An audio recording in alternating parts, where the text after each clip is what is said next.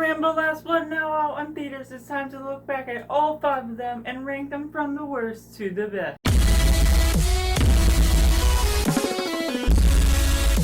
Hello everyone, I hope you're having a wonderful day. I'm Josh, this is Simply Cinema, and before we get into my ranking of all 5 Rambo movies, I'd love to hear your comments down below. What was the worst of the Rambo series? What was the best?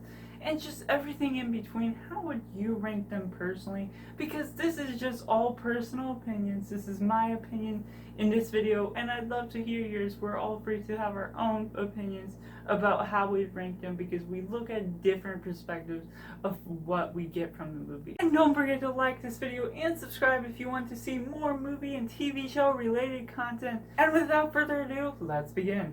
At number 5, we have Rambo III, and this was a movie that was made in '88, and then like about 20 years later they finally made the 4th, and that's because of the downfall of how they took the original trilogy. It just didn't seem to work as well as the first two. They didn't seem to have the grasp of what his character was, and they must have like lost some of the creative juices to how they use his character, the deepness behind the message of him being a Vietnam War hero. It just fell off. You didn't really get to sympathize with any of the other side characters, and just the way everything worked out just felt either cliche or just didn't work, and it was just the less engaging movie of the bunch. At number 4, we have Rambo II, and this movie was still quite enjoyable, which goes to show how much I enjoy this franchise that I even watched for the first time just before getting into Last Blood. Because though some of the acting isn't as great, some of the tension, especially toward the beginning of the movie, isn't as high stakes as the first one, it's still really enjoyable. I really love Sylvester Stallone's acting as Rambo. I love the Colonel yet again, and I just love his character. While it was a little bit step back from what they originally started with, it did have the good fun moments with Rambo that reminds you of who he is, how he grew up, and that's what makes you smile from it. And moving on to number 3, we have the most recent edition, Rambo Last Blood. This movie was fun and entertaining, especially near the end in the last 20 minutes, and that's what really builds up this movie. It's fun, it's entertaining, it's filled with action, but where this movie is drawn back a little is at the beginning, and really a little bit drawn out across the board, is where Rambo is set up in a position where this movie starts off is him having to recover because he's still staying at home. He's not necessarily wanting to get back into battle right away.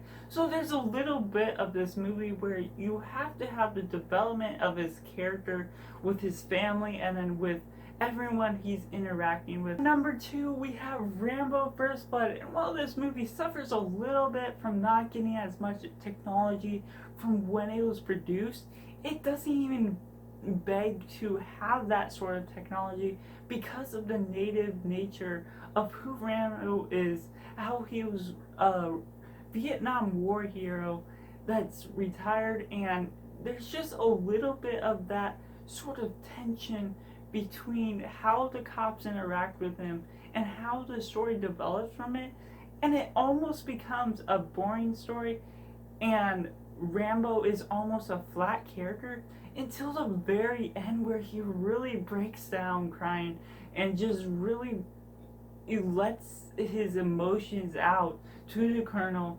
And it's just insane the way everything interacts with each other, all of the action that is derived from this film. And Rambo doesn't even kill one single person in this one, which makes it more unique, and it seems more like that's what they're setting up with this character. But later in the other films, when he does kill characters, it doesn't feel necessarily off from his character, but because this is sort of the nature of Rambo and who he is, setting up all of these different traps and all of these different native features, that's what makes this go in second place. Coming in at number 1, we have Rambo from 2008, directed by Sylvester Stallone himself, who really seems to know how to bring out his character, go mayhem on all of these characters, just shooting everything, bringing a ton of action into this film. And the way the story developed is really fun and engaging.